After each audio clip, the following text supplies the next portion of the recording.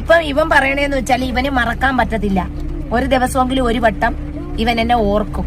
എന്തിനൊരു വട്ടം നീ ദിവസം ഫുള്ള് ഓർത്തോടാ? ഇവൻ ഒരു വട്ടമെങ്കിലും ഓർക്കും. എന്നിട്ട് മേഡം പറഞ്ഞ്, ചടയമംഗലത്തെ മേഡം പറഞ്ഞു, ഇനി നീ ഇടപെട്ടാൽ നിന്റെ പരിപ്പ് നമ്മൾ ഇളക്കോന്ന് പറഞ്ഞു. പരിപ്പ് ഞാൻ ഇളക്കോന്ന് പറഞ്ഞു. അങ്ങനെ നമ്മുടെ നാജിലത്താത്ത അടുത്ത വീഡിയോയുമായി ഇറങ്ങിയിട്ടുണ്ട് മക്കളെ. 2 ദിവസം മുമ്പ് സ്വന്തം മകളെ കുറ്റം പറഞ്ഞായിരുന്നു വീഡിയോ ചെയ്തിരുന്നതെങ്കിൽ ഇപ്പോൾ ആദ്യത്തെ ഭർത്താവായിട്ടുള്ള റഹീമിനെ തെറി വിളിച്ചുകൊണ്ടാണ് നാജിലത്താത്ത രംഗപ്രവേശനം ചെയ്തിട്ടുള്ളത്. കുടുംബത്തിൽ തീർക്കേണ്ടതൊക്കെ യൂട്യൂബിൽ വന്നിരുന്ന് തീർക്കുന്നത് നാജിലത്താത്തക്ക് ഒരു ശീലമായിരുന്നു തോന്നുന്നു. എന്ത് ചെയ്യാനാലേ, എന്നും ഏറി കയറാനാണ് നമ്മുടെ നാജിലത്താത്താന്റെ വീട്. വന്നിപ്പോ സ്വന്തം മോള് വരെ തള്ളി പറയുന്ന അവസ്ഥ വരെയായി. മോള് തന്നിൽ നിന്നും അകലാൻ കാരണക്കാരായി നാജിലത്താത്ത പറയുന്നത് സ്വന്തം ഉമ്മാനെയും ആദ്യ ഭർത്താവിനെയുമാണ്. ആദ്യ ഭർത്താവാണ് ഈ മോളുടെ ഉപ്പ. അയാൾ കുറെ കാലമായിട്ട് നാജിലയുടെ പിന്നാലെയാണെന്ന് തോന്നുന്നു. തന്റെ ഉമ്മയാണ് ആദ്യ ഭർത്താവായ റഹീമിന് വേണ്ട എല്ലാ സഹായങ്ങളും ചെയ്തു കൊടുക്കുന്നത് എന്നാണ് നാജില പറയുന്നത്. ഉമ്മാനെ കുറ്റം പറഞ്ഞുകൊണ്ടുള്ള വീഡിയോയും 2 ദിവസം മുമ്പ് ഇറങ്ങിയിട്ടുണ്ടായിരുന്നു. നമുക്കെന്തായാലും ആ വീഡിയോ കണ്ടോക്കാം. അസ്സലാമു അലൈക്കും. എല്ലാവർക്കും സുഖാണെന്ന് വിശ്വസിക്കുന്നു. അൽഹംദുലില്ലാ, നമുക്ക് മക്കൾക്കും സുഖാണ്. പിന്നെ നമ്മൾ ചെറിയൊരു ആവശ്യത്തിനായിട്ട് പുറത്തിറങ്ങിയതാണ്. എല്ലാവരുടെ അടുത്തും ഒരു കാര്യം പറയാനുണ്ട്. പബ്ലിക്കിലും യൂട്യൂബിലും ഫേസ്ബുക്കിലും ഇൻസ്റ്റഗ്രാമിലും ഒക്കെ കുറേ വീഡിയോസുകളും കാര്യങ്ങളും ഒക്കെ വന്നിട്ടുണ്ട്. ഇതിന്റെ സത്യാവസ്ഥ സത്യം പറഞ്ഞാൽ ഒന്നും ആയിട്ടില്ല. ഇതിന്റെ സത്യം എന്ന് പറഞ്ഞാല് ഇവിടെ ഒരു സംഭവങ്ങളും നടന്നിട്ടുമില്ല. ഇവിടെ ഒരു സംഭവം നടന്നില്ല എന്നൊക്കെ. എന്താണ് നാജിലത്താത്ത, നിങ്ങൾ തന്നെയല്ലേ നിങ്ങളുടെ ജീവിതത്തിൽ നടന്ന ഓരോ സംഭവങ്ങളും വള്ളി പുള്ളി തെറ്റാതെ യൂട്യൂബിൽ വന്നിരുന്ന് പറഞ്ഞിരുന്നത്? എനിക്ക് എന്റെ മോളെ കാണണ്ട, എന്റെ മയ്യത്ത് കാണാൻ പോലും എന്റെ മോള് വരരുത്, എന്റെ ഉമ്മാക്ക് അവഹിതം ഉണ്ടായിരുന്നു, ഇതൊക്കെ ആരാ പറഞ്ഞത്? വല്ല ബോധമുണ്ടോ? എന്നിട്ടിപ്പോ വന്നിരുന്ന് പറയാണ് ഇവിടെ ഒന്നും നടന്നിട്ടില്ല. ഇത്രയൊക്കെ പോരെ, ഇതിനു മേലെ ഇനി ഒന്നും സംഭവിക്കാനില്ല. എല്ലാം വന്നിരുന്ന് വിളമ്പിയിട്ട് ഇപ്പൊ അതിനെക്കുറിച്ച് യൂട്യൂബിലും ഇൻസ്റ്റാഗ്രാമിലും ഒക്കെ വരുന്ന വീഡിയോകൾക്കായി കുറ്റം. എന്താ ഇപ്പൊ ഇതിനൊക്കെ പറയാ? ബാക്കി കേട്ടോക്കെ എന്തായാലും ഇപ്പോഴും എനിക്ക് പ്രതീക്ഷിക്കാൻ പറ്റുന്ന അപ്രതീക്ഷിതമായി ഉണ്ടായ സംഭവങ്ങൾ എനിക്കിപ്പോഴും ഉൾക്കൊള്ളാൻ പറ്റിയിട്ടില്ല. 2012 ആദ്യ വിവാഹം കഴിഞ്ഞു. നിങ്ങൾക്ക് എല്ലാവർക്കും അറിയാം. ഈ 2013 ഞാനൊരു മകനെ ജന്മം നൽകി. റയ്യാൻ, മുഹമ്മദ് റയ്യാൻ. അവിടെ പുന്നോട് മുസ്ലിം ജമാഅത്തിലാണ് അടക്കിയിരിക്കുന്നത്. സാധാരണ എല്ലാ സ്ത്രീകളും നമുക്കൊരു സംരക്ഷണം കിട്ടിയില്ലെങ്കിൽ വേറെ വിവാഹം ചെയ്യും. 1, 2, 3, 4. അതൊക്കെ ശരി തന്നെ. ഒരു വിവാഹ ബന്ധം മുറിഞ്ഞു പോയി കഴിഞ്ഞാണെങ്കിൽ ആണായാലും പെണ്ണായാലും വേറെ വിവാഹം ചെയ്യും. അതൊക്കെ സർവ്വസാധാരണമാണ്. പക്ഷെ ഇങ്ങനെ പുട്ടുകുറ്റിയിൽ നിന്ന് പുട്ട് കുത്തിയിടുന്ന പോലെ വരിക്ക് വരെയായി 1, 2, 3, 4 ഡീം ഡീം ഡീം എന്നും പറഞ്ഞ് വിവാഹം കഴിക്കുന്ന ഒരാളെ ഞാൻ ആദ്യമായിട്ടാണ് കാണുന്നത്. എങ്ങനെ സാധിക്കുന്നതേ ഇതൊക്കെ? ബാക്കി കണ്ടോക്കെ എന്തായാലും. എത്ര വിവാഹം ചെയ്താലും അതൊന്നും നമ്മുടെ, അതായത് ഒരു ഭർത്താവിന്റെ കീഴിൽ ഇരിക്കവേ ചാടിപ്പോയി ഒരു തെറ്റ് ഞാൻ ചെയ്തിട്ടില്ല. ആദ്യം റഹീം എന്ന് പറയുന്ന ക്രിമിനലിനെ ഞാൻ പലതവണയും വാർണിംഗ് ചെയ്തതാണ്. പലതവണയും ഞാൻ പറഞ്ഞതാണ് എന്റെ ദാമ്പത്യ ജീവിതത്തിൽ ഇടപെടരുത് എന്ന് പറഞ്ഞിട്ടുള്ളതാണ്. അപ്പൊ റഹീം എന്ന് പറയുന്ന വ്യക്തി എന്നെ വിവാഹബന്ധം 2015 മോള് ജനിച്ച് അവരെ വീട്ടിൽ നിൽക്കവേ എന്നെ വിവാഹബന്ധം തൊലാക്ക് ചൊല്ലി വിവാഹബന്ധം വേർപെടുത്തി. ചടയമംഗലക്കാര് കുറച്ച് ബുദ്ധിയുള്ളവരാണ്. പക്ഷെ പുന്നോടുകാര് അത്ര ബുദ്ധി ഇല്ലാത്തവരാണ് എന്ന് വിചാരിക്കണ്ട. പ്രത്യേകിച്ച് ഞാനെന്ന് പറയുന്ന ഒരു വ്യക്തി. പിന്നെ എനിക്ക് പറയാനുള്ളതെന്ന് വെച്ചാൽ ഇതിനകത്ത് എന്റെ ഇക്കാക്ക് യാതൊരു റോളും ഇല്ല. നമ്മളിപ്പം കടുവയിൽ പള്ളിയുടെ ഫ്രണ്ടിലാണ് കിടക്കുന്നത്. എന്തായാലും എനിക്കൊരു കള്ളം പറയേണ്ട ആവശ്യമോ കാര്യങ്ങളോ ഒന്നുമില്ല. ഞാനിപ്പം 2012 വിവാഹം ചെയ്ത് എനിക്ക് അതിൽ 2 കുഞ്ഞുങ്ങളെ ജന്മം നൽകി. ഒരാൾക്ക് ഹാർട്ടിന് കംപ്ലൈന്റും. മസ്റൂറ മോള് ജനിച്ചതിന് ശേഷമാണ് അറിയുന്നത് അവർക്ക് ഒരു ഹോൾ ഉണ്ടായിരുന്നു. അൽഹംദുലില്ലാ, അത് 6 മാസം കഴിഞ്ഞപ്പോൾ അടഞ്ഞു.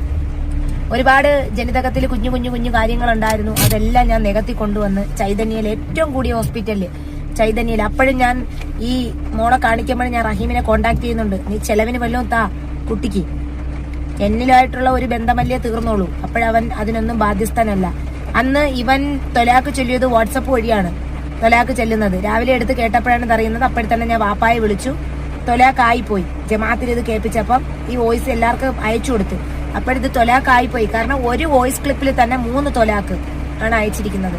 അപ്പൊ ഈ എന്താ കഥ? വാട്സപ്പിലെ വോയിസ് നോട്ട് വഴിയൊക്കെ തൊലാക്കോ? വല്ലാത്ത ജാതിഷ്ട. ആദ്യമായിട്ടാണ് ഇത്രയും വെറൈറ്റി ആയിട്ടുള്ള തൊലാക്കി കേൾക്കുന്നത്. എന്തൊക്കെയാണ് ഈ കൊച്ചു കേരളത്തിൽ നടക്കുന്നത്? ഇവിടെ ചോദിക്കാനും പറയാനൊന്നും ആരില്ല. ഇതിപ്പോ നല്ല സുഖമാണല്ലോ. വാട്സപ്പ് എടുക്കുക, വോയിസ് ബട്ടൺ ഓൺ ആക്കുക, 3 വട്ടം തൊലാക്ക് എന്ന് പറയുക. സിമ്പിൾ പരിപാടി കഴിഞ്ഞു. ഇതൊന്നും ഇസ്ലാമികമാണെന്നൊന്നും ആരും കരുതണ്ട കേട്ടോ. ഇതൊക്കെ ഏതോ കാടൻ നിയമങ്ങളാണ്. തൊലാക്ക് ചൊല്ലുക എന്ന് പറഞ്ഞാൽ ഡിവേഴ്സ് ചെയ്യുക എന്നുള്ളതാണ് അർത്ഥം. ഇസ്ലാം മതപ്രകാരം അതിന് കുറെ കടമ്പകളുണ്ട്. അല്ലാതെ 3 വട്ടം വെറുതെ തലാക്ക് എന്നൊന്നും പറഞ്ഞാലൊന്നും ആ ബന്ധം മുറിഞ്ഞു പോകത്തൊന്നുമില്ല. എന്ത് പറയാൻ?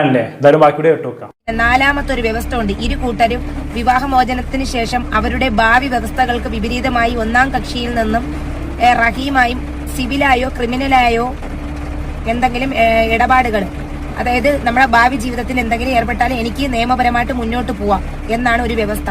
സത്യം പറഞ്ഞാൽ ഈ വ്യവസ്ഥ വായിച്ചത് ഞാൻ ഒരു തവണ വായിച്ചിട്ടുണ്ട്. ഈ ഒരു വ്യവസ്ഥയിൽ ആദ്യം രണ്ടാമത് സനോഫറിനെ, ഇവൻ ഗൾഫിൽ നിന്ന് തന്നെ സനോഫറിനെ ഫേസ്ബുക്ക് വഴി കോൺടാക്ട് ചെയ്ത് പീഡിപ്പിക്കുമെന്ന് പറഞ്ഞ് ഞാൻ തൊലാക്ക് ചെല്ലാൻ പറഞ്ഞു. മൂന്നാമത് ഇതേപോലെ തന്നെ ഷംസുദ്ദീനെയും ഫോണിൽ വിളിച്ചു. അത് ഞാനും ഷംസും തമ്മിൽ വാടക വീട്ടിൽ നിന്ന സമയത്ത് ഭയങ്കര അടിയും പ്രശ്നങ്ങളുമായി. ഈ റഹീം കോണ്ടാക്ട് ചെയ്തു എന്നെ. അർദ്ധരാത്രിയാണ് ഇവന്റെ കോള്. ഈ അർദ്ധരാത്രി വിളിച്ചപ്പോൾ ഷംസാണ് ഫോൺ എടുത്തത്. അപ്പൊ ഒരു സ്വാഭാവികമായിട്ടും എന്റെ നമ്പർ അന്ന് മുതൽ ഇന്ന് വരെയും മാറിയിട്ടില്ല. വിളിച്ചിട്ട് അവന് പറഞ്ഞു, നിന്നെ വിളിച്ചിട്ട് ഒരുപാട് വിളിക്കാൻ ശ്രമിച്ചിട്ടുണ്ട്, എനിക്ക് കിട്ടിയില്ല, ഇങ്ങനെയാണ്, എനിക്ക് നിന്നെ ഇഷ്ടമാണ്. ആദ്യത്തെ സനോഫറിന്റെ അടുത്തും അതാണ് പറഞ്ഞത്, എന്റെ ഭാര്യനെയും കുട്ടിയെയും കൊണ്ടുപോകും. അപ്പോഴും ഞാൻ വേറെ ഒന്നും പറഞ്ഞില്ല. അവനൊരു പേടിയായി, മോളെ ഉപേക്ഷിച്ചിട്ട് അങ്ങ് ചെന്നാലും മുത്തുമോന് മാത്രമേ വാപ്പ ആവുള്ളൂ. അപ്പോഴ് ഈ മോള് ഉമ്മാരെ കീഴിലായി പോകും. എന്നിട്ട് എന്റെ വീട്ടുകാരെന്ന് പറഞ്ഞു, മോള ഞാൻ വേണമെങ്കിൽ നെജില നോക്കിക്കോളാം. അപ്പോഴും എന്റെ ഉമ്മേരെ ഉപ്പേരയിലും സാമ്പത്തികം ഇല്ല, വസ്തുക്കൾ മൊത്തം ലോണാണ്. ഇത് എല്ലാരും അറിയണം. ഇത് ഏറ്റവും കൂടുതൽ കുറ്റം പറഞ്ഞത് എന്റെ ഉമ്മയാണ്. എന്റെ ഉപ്പയ്ക്ക് കുറച്ച് വിദ്യാഭ്യാസം കുറവാണ്. ഓക്കെ, ഉപ്പ അവിടെ നിന്നോട്ടെ, വാർദ്ധക്യമുള്ള മനുഷ്യനാണ്. ഈ മൂന്നാമത്തെ കാര്യം എന്ന് വെച്ചാല്, ഈ രണ്ടാമത്തെ ജീവിതത്തില് ഈ ഒരു കാര്യവും പറഞ്ഞ് എന്നും നമ്മൾ വഴക്കും കാര്യങ്ങളും ഒക്കെയാണ്. ഈ ഷംസ് തന്നെയാണ്. പിന്നെയാണ് സനോഫർ, മറ്റേ ബിസ്മി നിബിൻ, അതവിടെ നിന്നോട്ടെ. അപ്പൊ മൂന്നാമത്തെ ഈ ലൈഫില് ഇപ്പൊ ഈ അടുത്ത സമയത്ത് റഹീം ഇക്കാരെ നമ്പർ എങ്ങനെ കിട്ടി? അതായത് കഴുത്തിന്റെ താഴെയുള്ള ഒരു മാന്നറുള്ള ഒരു പെണ്ണിന്റെ സെക്സ് വീഡിയോ അയച്ച് അന്ന് രാത്രി തന്നെ നമ്മൾ ചടയങ്കലത്ത് പോയി. പിറ്റേന്ന് ചെല്ലാൻ പറഞ്ഞു, വിളിച്ചു, നമ്മൾ പോയി. ഇനി ഒരു ഭാവിയിൽ ഒരു കാര്യത്തിൽ ഇടപെടരുതെന്ന് പറഞ്ഞ അവൻ, ഞാൻ ഇക്ക പിണങ്ങിപ്പോയ സമയത്ത് അവൻ വേറൊരു സിം എടുത്ത് എന്നെ വിളിച്ചു. ഇതേപോലെ നെജില, ഞാന് നിന്റെ ഉമ്മാരെയും വാപ്പാരെയും ഇഷ്ടപ്രകാരം ഞാൻ അവിടെ ഒരു വക്കീലിനെയും കൂട്ടി വന്നു മോളെ കാര്യത്തിൽ. അപ്പൊ എന്റെ വീട്ടുകാർ റഹീമിനെ ഞാൻ അറിയാതെ കോണ്ടാക്ട് ചെയ്തു. കോണ്ടാക്ട്, അതായത് ചെറിയ പെരുന്നാൾ, ഈ കഴിഞ്ഞ ചെറിയ പെരുന്നാളിന് ഇവൻ തന്നെ എന്റെ അടുത്ത് പറഞ്ഞു, വേറെ ആരുമല്ല, ഞാൻ റഹീമാണെന്ന് പറഞ്ഞാണ് എന്റെ അടുത്ത് സംസാരിക്കുന്നത്. അപ്പൊ ഞാൻ സംസാരിച്ചു. എന്റെ വീട്ടുകാർ അപ്പോഴും എന്റെ അടുത്ത് സഹകരണം തുടങ്ങി. കാരണം ഇക്ക പിണങ്ങിപ്പോയി. ഉമ്മ എനിക്ക് ചോറ് തരുമായിരുന്നു, വേറെ ആരുമല്ല എനിക്ക് ചോറ് തന്നുകൊണ്ടിരുന്നത്, ഉമ്മയാണ്. പാപ്പ വരും. അപ്പൊ ആരുമില്ലാതിരുന്ന സമയത്ത് അവൾക്ക് ഭക്ഷണം എല്ലാം കൊടുത്ത് അവളെ സംരക്ഷിച്ചിരുന്ന ആളായിരുന്നു അവളുടെ ഉമ്മ. ആ ഉമ്മാനെയാണ് ഇല്ലാത്ത കുറ്റം മുഴുവനും കഴിഞ്ഞ ദിവസം അവള് പറഞ്ഞത്. എന്താ ഇതിനൊക്കെ പറയാം. എന്തായാലും 10-12 വർഷം മുമ്പ് ഡിവേഴ്സ് ആയിട്ടുള്ള ആദ്യ ഭർത്താവ് റഹീം ഇപ്പോഴും നാജിലാനെ ശല്യം ചെയ്യുന്നുണ്ടെന്ന് പറഞ്ഞാൽ അത് അംഗീകരിക്കാൻ പറ്റാത്ത കാര്യമാണ്. ഇവള് പറയുന്നത് സത്യമാണെങ്കിലുള്ള കാര്യമാണ് കേട്ടോ ഞാൻ പറഞ്ഞത്. ഇവൾ പറഞ്ഞതെല്ലാം തൊണ്ട തൊടാതെ വിഴുങ്ങാനും പറ്റൂല. ഇപ്പൊ കൂടെ ഇരിക്കുന്ന ഷാനിനെ തന്നെ ഇവൾ എന്തൊക്കെ പറഞ്ഞിട്ടുണ്ട്. എന്നിട്ട് എന്താണ് ഉണ്ടായത്? ഇപ്പൊ ഫുൾ ടൈം അവന്റെ കൂടെ കറക്കും. സോ റഹീമിനെ കുറിച്ച് പറയുന്നത് മുഴുവനും സത്യമാണോ എന്നൊന്നും നമുക്കറിയില്ല. മേ ബി സ്വന്തം മോൾ ഇവളുടെ അടുത്ത് സേഫ് അല്ല എന്ന് തോന്നിയത് കൊണ്ടായിരിക്കണം റഹീം ഇടയ്ക്കിടെ ഇവളുടെ ജീവിതത്തിൽ കയറി ഇടപെട്ടത്. അങ്ങനെ അവന് സാധ്യത ഉണ്ടല്ലോ. സത്യം പറഞ്ഞാൽ ഏതാണ് നുണ ഏതാണ് സത്യമെന്ന് വിശ്വസിക്കാൻ പറ്റാത്ത അവസ്ഥയാണ്. അങ്ങനെ ഒരു അവസ്ഥ ഉണ്ടാക്കിയത് നാജില തന്നെയാണ്. ഇവൾ വെറും ഉടായ്പാണെന്നും വിശ്വസിക്കാൻ കൊള്ളാത്തവളാണെന്ന് മനസ്സിലാക്കാൻ വേറെ എവിടെയും പോകണ്ട. ഇവളുടെ യൂട്യൂബ് ചാനലിലെ വീഡിയോകൾ എടുത്ത് നോക്കിയാൽ മാത്രം മതിയാവും. എന്തായാലും ബാക്കി വീഡിയോ ഇട്ടോക്കാം. ബാപ്പ വന്ന് മക്കളെ കാര്യമൊക്കെ നോക്കും. നിങ്ങൾക്കറിയാം, മുത്തുമോനെ കൊണ്ടുപോയിട്ട് തിരിച്ചു കൊണ്ടുവന്നതാണ്. മസ്റുമോളെ എങ്ങനെ നോക്കിയെന്ന് ഞാൻ നിങ്ങളുടെ അടുത്ത് ഇനി ഒരു എക്സ്പ്ലനേഷൻ തരണ്ട. നിങ്ങൾക്ക് വേണമെങ്കിൽ സ്കൂളിൽ തിരക്കാം. ഞാൻ വയറ് മുറുക്കി ഇത്രയും ജോലി ചെയ്തു. പലതവണയും ഈ പട്ടിയുടെ അടുത്ത് ഞാൻ ചെലവിന് ചോദിച്ചപ്പോഴും ഈ പട്ടി പറഞ്ഞെന്തിനാണ്, നിനക്ക് നോക്കാന്ന് പറഞ്ഞല്ലേ നീ അന്ന് കൊണ്ടുപോയത്, എന്നാ പിന്നെ മോളെ നീ എനിക്ക് തരാത്ത മുണ്ടൂരി കൈ പിടിക്കണ എനിക്ക് ഞാൻ എങ്ങനെ കൊടുക്കും? എന്നിട്ട് ഇവന്റെ ഭാര്യയെ കൊണ്ട് എന്നെ വിളിപ്പിച്ച്, അൻസി എന്നാണ് പറയണത്, ഇവൻ കൂടിച്ച് ഫിറ്റ് ആയിരിക്കുന്ന സമയത്ത് ഇവളെന്നെ വിളിച്ചിട്ട് ചോദിച്ച്, നെജില എന്തുകൊണ്ട് നീ വിവാഹബന്ധം വേർപെട്ടു? അപ്പൊ ഇവൻ പറഞ്ഞേക്കുന്നത് ഇവന്റെ ഒരു പെണ്ണിനെ വിളിച്ചുകൊണ്ടാണ് വന്നത്. അപ്പൊ ആ പെണ്ണിന്റെ അടുത്ത് പറഞ്ഞേക്കുന്നത് ഞാൻ ഒളിച്ചോടി പോയി എന്നാണ് പറഞ്ഞേക്കുന്നത്. സത്യാവസ്ഥ അറിയണം, ഒളിച്ചോടിയല്ല, സാക്ഷികളുണ്ട്, എല്ലാരും ഉണ്ട്. അതിനുശേഷം ഞാൻ ഈ പുതിയ വീട് പാലിയാച്ചതിന് ശേഷം ഇവരെ മൂത്ത പെങ്ങളും അളിയനും വന്നിട്ടുണ്ട്. അത് റഹീമുമായിട്ടുള്ള ബന്ധമല്ല, വാപ്പായുമായിട്ടുള്ള ബന്ധത്തിൽ വന്നിട്ടുണ്ടായിരുന്നു. 2000 രൂപ തന്നിട്ടാണ് പോയത്. പാലിയാച്ചിന് വരാൻ പറ്റിയില്ല. അവരൊക്കെ നല്ല മനുഷ്യരാണ്. ഇവൻ ഈ സെക്സ് പരമായ വീഡിയോ അയച്ചത് എന്റെ സെക്സ് വീഡിയോ എന്ന് പറഞ്ഞ് ഇക്കായി തെറ്റിദ്ധരിപ്പിക്കാനാണ്. കാരണം വീണ്ടും ഇതിൽ നിന്ന് പോണം. ഇപ്പം ഇവൻ പറയണേന്ന് വെച്ചാൽ ഇവന് മറക്കാൻ പറ്റത്തില്ല. ഒരു ദിവസമെങ്കിലും ഒരു വട്ടം ഇവൻ എന്നെ ഓർക്കും. എന്നാലല്ലേ റഹീം ഖാൻ, നിങ്ങൾക്ക് വേറെ പണിയൊന്നുമില്ല. നിങ്ങളെ ദിവസവും നാജില ഓർക്കാറുണ്ടെന്നൊക്കെയാണ് നാജില പറയുന്നത്. ഇതിൽ വല്ല സത്യമുണ്ടോ? നിങ്ങളെ മാനാഭിമാനത്തിനെ ബാധിക്കുന്ന കാര്യമാണ് കേട്ടോ. എന്തായാലും ഇതിനൊരു മറുപടി ആയിട്ട് നിങ്ങൾ വരണം. നിങ്ങളിപ്പോഴും നാജിലാനെ സ്വപ്നം കണ്ട് നടക്കുകയാണെന്നൊക്കെയാണ് ഇവള് പറയുന്നത്. പിന്നെ മുഖമില്ലാതെ കഴുത്തിന് താഴെ മാത്രമുള്ളൊരു നഗ്ന വീഡിയോ റഹീം ഷാനിന് അയച്ചു കൊടുത്തതെന്നും നാജില പറയുന്നുണ്ട്. ഷാനിനെയും നാജിലയും പിരിയിക്കാൻ വേണ്ടിയായിരുന്നു പോലും റഹീം അങ്ങനെ ചെയ്തത്. അങ്ങനെയാണെങ്കിൽ വേഗം പോലീസ് സ്റ്റേഷനിൽ കൊണ്ടുപോയി കേസ് കൊടുക്കുന്ന നാജില താത്ത. എന്തിനാണ് ഇങ്ങനെ മടിച്ചു നിൽക്കുന്നത്? പണ്ട് റഹീമിനെ ഡിവേഴ്സ് ചെയ്തപ്പോൾ അഗ്രിമെന്റ് വെച്ചു തന്നു. ആ അഗ്രിമെന്റിൽ റഹീമിന്റെ ഭാഗത്തു നിന്നും യാതൊരു ശല്യവും ഉണ്ടാവില്ല എന്ന് എഴുതി വാങ്ങിച്ച് ഒപ്പിട്ട് എന്നല്ലേ നീ പറഞ്ഞിരുന്നത്. അങ്ങനെയാണെങ്കിൽ ആ അഗ്രിമെന്റ് വെച്ച് റഹീമിനെതിരെ കേസ് കൊടുക്കും. യൂട്യൂബിൽ വന്നിരുന്ന് പറയുന്ന നേരത്തെ പോയി കേസ് കൊടുത്താൽ അതെങ്കിലും ആവും. ബാക്കി പറഞ്ഞാൽ നീ ദിവസം ഫുള്ള് ഓർത്തോടാ. ഇവ ഒരു വട്ടമെങ്കിലും ഓർക്കും. എന്നിട്ടും മേഡം പറഞ്ഞ് ചടയമംഗലത്തെ മേഡം പറഞ്ഞു, ഇനി നീ ഇടപെട്ടാൽ നിന്റെ പരിപ്പ് നമ്മൾ ഇളക്കോന്ന് പറഞ്ഞു. പരിപ്പ് ഞാൻ ഇളക്കോന്ന് പറഞ്ഞു. ഞാൻ ആ ഫോട്ടോ ആ വീഡിയോ അതേ കണക്ക് അവിടെ അന്നൊരു SI മേഡം ആയിരുന്നു. ആ മേഡത്തിന്റെ കാണിച്ചു. മേഡം ഇതാണ് ഇങ്ങനെ അയച്ചു തരുന്ന വീഡിയോ എന്ന് പറഞ്ഞു. അപ്പോഴവൻ പറയുന്നത് അവര് നല്ല കൊടുത്ത് അന്ന് പിന്നെ മേലെ തിരിഞ്ഞു ആ വഴിക്ക് പോവല്ലെന്നാണ് പറഞ്ഞേക്കുന്നത്. പിന്നും അവൻ എന്താണ് കാണിക്കുന്നത്? ഞാൻ പറഞ്ഞു ആ ചീട്ടും കൊണ്ട് ഒന്നും കൂടെ പോയി ഒരു പരാതി കൊടുക്കണം അവന്റെ. അപ്പൊ ഒരു വട്ടം കേസ് കൊടുത്തിക്കണില്ലേ? പക്ഷെ പോലീസ് വെറും റഹീമിനെ താക്കീത് ചെയ്ത് വിടുക മാത്രമാണ് ചെയ്തതെന്നാണ് ഇവര് പറയുന്നത്. അതുകൊണ്ട് കാര്യമില്ലല്ലോ. നല്ല ശക്തമായിട്ടുള്ള ഒരു കേസ് അങ്ങോട്ട് കൊടുക്കുന്ന അജിലത്താത്ത റഹീമിനെ പൂജ അങ്ങോട്ട് തീരട്ടെ. എന്നിട്ട് യൂട്യൂബിൽ വന്നിരുന്ന ചിലക്ക് റഹീമിനെതിരെ പോലീസ് കേസ് എടുക്കട്ടെ, അറസ്റ്റ് ചെയ്യട്ടെ. അങ്ങനെയാണെങ്കിൽ നിങ്ങൾ പറയുന്നൊക്കെ ഞങ്ങൾ വിശ്വസിക്കാം. അല്ലാത്ത പക്ഷം വിശ്വസിക്കാൻ ഇച്ചിരി ബുദ്ധിമുട്ടുണ്ട്. ബാക്കി പറഞ്ഞാൽ ഇന്റർനാഷണൽ സ്കൂളിൽ പഠിച്ച് ഞാൻ പറഞ്ഞു ഞാൻ സ്കൂൾ മാറ്റിയാണ്. റഹീമിന്റെ അടുത്ത് പറഞ്ഞു, നിനക്ക് കുട്ടിക്ക് വല്ല കൊടുക്കാനുണ്ട് എന്നുണ്ടെങ്കിൽ നിനക്ക് കൊടുക്കാം, കുട്ടിക്ക് കൊടുക്കാം. അത് ചടയമംഗലം സ്റ്റേഷനും പറഞ്ഞു 10 വർഷമായി ഇടാ. എവിടെ ഇരുന്നടാ നീ ഒരുപാട് തവണ റബ്ബർ വിളയിൽ പാലെടുത്തോണ്ടിരിക്കുമ്പോൾ കോൺഫറൻസ് കോളിൽ പലരും കേട്ടിട്ടുണ്ട്, ഒരു കുഴിമന്തി മേടിച്ചു തരോ. ഇവള് ഈ ഇപ്പോഴത്തെ പെണ്ണുണ്ടല്ലോ 3 കൊച്ചുങ്ങളുള്ളതാണ്. ആ പെണ്ണ് ലുലുമാലിൽ കത്തെഴുതി വെച്ചിട്ട് ഇവനെ വേണ്ടെന്ന് പറഞ്ഞ് പോയപ്പോഴും ആ കത്തും എനിക്ക് വേണം വാട്സപ്പ് ഇട്ട് തന്നു. ഇതിപ്പോ ഇന്നലെ തുടങ്ങിയ ടോർച്ചറിങ്ങല്ല. എന്റെ വീട്ടുകാര് ഒരു കല്യാണത്തിന്, അതായത് കഴിഞ്ഞ മാസം 18-ാം തീയതി മകളെയും കൊണ്ട് പഞ്ചായത്തിൽ പോയി. അന്ന് എന്റെ മിസലിമോൻ പറഞ്ഞ്, ഉമ്മച്ചി ഇങ്ങനെ ഒരു സ്ഥലത്ത് പോയി ഒരു മാമായെ കണ്ട് മസ്റൂറായ മടി പിടിച്ചിരുത്തിയെന്ന് പറഞ്ഞു. എന്നിട്ട് മോൾ അള്ളാഹു സത്യമായിട്ട് കടുവപ്പള്ളിയുടെ ഫ്രണ്ടിൽ നിൽക്കുകയാണ്. അള്ളാഹു സത്യമായിട്ട് അവള് പറഞ്ഞെന്തെന്നറിയാമോ? ഞാൻ റഹീമിനെ കണ്ടിട്ടില്ലാന്ന്. അല്ലേ അപ്പച്ചി ഉമ്മച്ചി ഞാൻ കണ്ടിട്ടില്ലാന്ന്. മോൾ നമ്മളെടുത്ത് ഒരു വിധം അവരെടുത്ത് ഒരു വിധം, പോട്ടെ സാരയില്ല. പക്ഷെ എന്നിട്ടും അവള് ഞാൻ 2-3 തവണയും ചോദിച്ചു, നീ റഹീമിനെ കണ്ടിട്ടുണ്ടാ? നിനക്ക് റഹീം മേടിച്ചു തന്ന ഡ്രസ്സാണ് ഇത്? അല്ല, ഷായാമ്മ മേടിച്ചു തന്ന ഡ്രസ്സാണ്. അത് പോട്ട്, മോളെ കാര്യം എല്ലാം പോട്ട്. ഞാനിപ്പോ മോളെ വെച്ചിട്ടല്ല, നമ്മളൊരു ഫാമിലി വ്ളോഗ് ചെയ്യുന്ന ആളാണ്. ആദ്യം മുതലേ ചാനലിന്റെ പേര് തന്നെ എന്റെ മോളാണ്. അന്നും അവൻ ഇതുവരെയും കണ്ടിട്ടില്ല. അവൻ യൂട്യൂബിൽ കൂടെയാണ് സ്വന്തം മോളെ കാണുന്നത്. അവന് കാണാമായിരുന്നു, പിന്നോട് വരാമായിരുന്നു. എന്റെ വീട്ടുകാർ ഇന്ന് കാണിച്ച ആ ഊർജിത അന്ന് കാണിക്കാത്തത്. ഞാൻ റബ്ബർ വിളയെ പോയപ്പോഴും എങ്കിൽ എനിക്ക് റബ്ബർ പാൽ എടുക്കേണ്ട ആവശ്യമില്ലായിരുന്നല്ലോ, ഈ മക്കളെ പഠിപ്പിക്കേണ്ട ആവശ്യമില്ലായിരുന്നല്ലോ. ഞാനൊരു അടിസ്ഥാനം കൊടുത്ത് കെട്ടിപ്പൊക്കി എന്റെ മോളെ കൊണ്ടുവന്ന്, എന്റെ മോള് നല്ല രീതിയിൽ പഠിക്കുന്ന ഒരു കൊച്ചിനെ, അവള് 200, ഞാൻ 200 പഠിക്കുമ്പോഴാണ് അവള് 100 പഠിക്കുന്നത്. ഞാൻ പഠിച്ചിട്ട് അവളെ അത്ര എഫക്റ്റ് ഇരുന്ന് പഠിപ്പിച്ച് അവളെ ഞാൻ മുൻനിരയിൽ കൊണ്ടുവന്ന് എനിക്ക് പറ്റാത്തത് എന്റെ പൊന്നിനെ എനിക്ക് പഠിപ്പിക്കണം എന്നൊരു ആഗ്രഹം ഉണ്ടായിരുന്നു. എന്നിട്ട് പഞ്ചായത്തിൽ വെച്ചിട്ട് അവളൊരു ഫ്രോക്കാണ് ഇട്ടിരുന്നത്, ഓറഞ്ച് കളർ.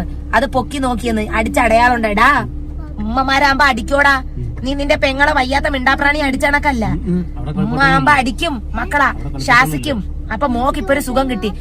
മോൾക്ക് ഇപ്പൊ ഒരു സുഖം കിട്ടിയെന്നൊക്കെ എന്തൊക്കെയാണ് ഇവിടെ ഈ പറയുന്നത്? അല്ല നാജില, ഈ പറയുന്ന പോലെ പൊന്നു പോലെ ആയിരുന്നു മകളെ വളർത്തിയിരുന്നതെങ്കിൽ പിന്നെ എന്തുകൊണ്ടാണ് ഒരു സുപ്രഭാതത്തിൽ നിന്റെ മോള് നിന്നെ വിട്ടു പോയത്? അതിനുള്ള മറുപടി നിന്റെ കയ്യിലുണ്ടോ? നീ അത്ര അടിപൊളിയായിട്ട് അവളെ നോക്കിയിട്ടുണ്ടായിരുന്നെങ്കിൽ അവൾ ഒരിക്കലും നിന്റെ അടുത്ത് നിന്നും പോവില്ല. ഒരു മകളും അങ്ങനെ അമ്മയെ വിട്ട് ഓടിപ്പോവില്ല. പ്രത്യേകിച്ച് നീ അത്രയും പൊന്നു പോലെ നോക്കിയെന്നൊക്കെ പറയുമ്പോൾ ഒരിക്കലും അവൾ പോകാൻ യാതൊരു ചാൻസും ഞാൻ കാണുന്നില്ല. അപ്പൊ അവൾ പോയതിനു പിറകിൽ വേറെ എന്തൊക്കെയോ കാരണങ്ങളുണ്ട്. അതിലൊന്നും നിന്റെ ഉപദ്രവം. പാവാട പൊക്കി നോക്കിയപ്പോ അടിയുടെ പാട് കണ്ടെന്നല്ല നീ പറഞ്ഞത്. അങ്ങനെ അടിയുടെ പാട് ഉണ്ടാവണമെങ്കിൽ അമ്മാതിരി അടിയായിരിക്കും നീ അടിച്ചിട്ടുണ്ടാവുക. അതുപോലെ തന്നെ നിന്റെ ഇപ്പോഴത്തെ ഭർത്താവും ആ കുട്ടിയെ ഉപദ്രവിച്ചിരുന്നു എന്ന് നീ തന്നെ പറഞ്ഞിട്ടുണ്ടായിരുന്നു. അപ്പൊ പിന്നെ പൊന്നു പോലും നോക്കിയ കണക്കൊന്നും നീ പറയണ്ട. നീയും നിന്റെ ഇപ്പോഴത്തെ ഭർത്താവും കൂടി നിങ്ങളുടെ ഫ്രസ്ട്രേഷൻ മുഴുവനും തീർത്തത് ആ കുട്ടികളുടെ ദേഹത്തായിരിക്കണം. അതുകൊണ്ട് തന്നെ ആയിരിക്കണം അവൾ നിന്നെ വിട്ട് ഓടിപ്പോയത്. ബാക്കിയുണ്ടോ എന്തായാലും?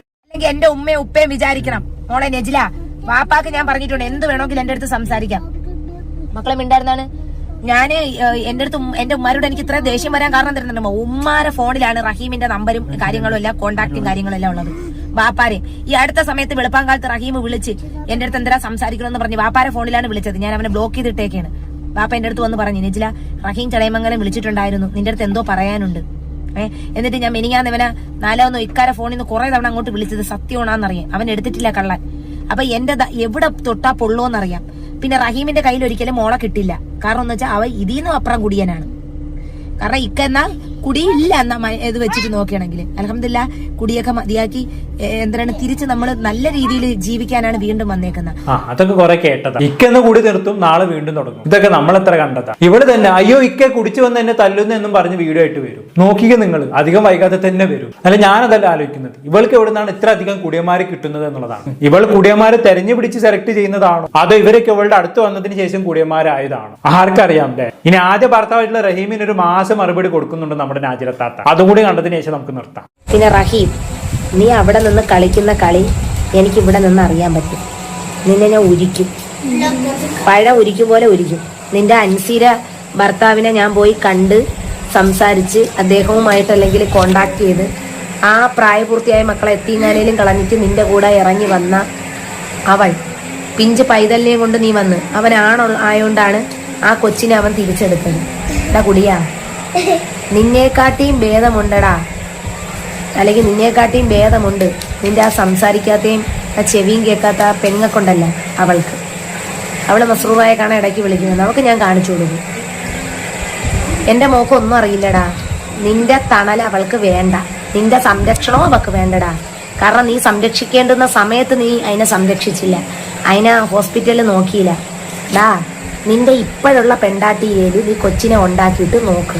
നാറിയും നിന്റെ പെണ്ടാട്ടി കത്തെഴുതി വെച്ചിട്ട് പോയ എന്തുകൊണ്ടാണ്? നിന്റെ കൂടെ പറ്റൂലടാ. നീ എൻ്റെ കാര്യങ്ങൾ പറയണുണ്ടല്ലോ. നീ ഇപ്പം എന്തായാലും ഒരു 3 കൊച്ചുങ്ങളുള്ള ഒരു ഉമ്മയെ തന്നെ വിളിച്ചുകൊണ്ട് വന്നു. നിനക്ക് ആരെങ്കിലും പെണ്ണ് കെട്ടിച്ച് തരുവരുന്നാടാ? തരുവരുന്ന? നീ മുതുക്ക് മൂക്കി പല്ലി ഉളച്ചപ്പോഴല്ലേ എന്നെ കെട്ടിയത്. ജനിതക വൈകല്യമുള്ള മക്കളെ ഞാൻ ജന്മം നൽകി, ഇവിടം വരെ കൊണ്ടുകിടന്നു. അപ്പോൾ യൂട്യൂബ് ചാനലിൽ കൂടെ മോളെ കണ്ടപ്പോൾ അവന് സഹിക്കുന്നില്ല വാപ്പാന്ന്. നിനക്ക് അന്നറിയായിരുന്നല്ല ഞാൻ ചെറുപ്പ പ്രായമാണ്, ഞാൻ വേറെ കെട്ടോന്ന്. പിന്നെ നിന്റെ അവകാശങ്ങൾ നിഷേധിക്കുന്നില്ല. കാരണം എന്ന് വെച്ചാൽ നിനക്ക് വേണമെങ്കിൽ ചെലവിന് കൊടുക്കാം. പിന്നെ നീ എൻ്റെ വീട്ടിൽ ഉമ്മാരുടെ കയറി ഈ ഫോൺ വിളിയും എൻ്റെ ഉമ്മ വിളിക്കുന്നതും ഒന്നും ഇഷ്ടമില്ലാത്ത കാര്യമാണ്.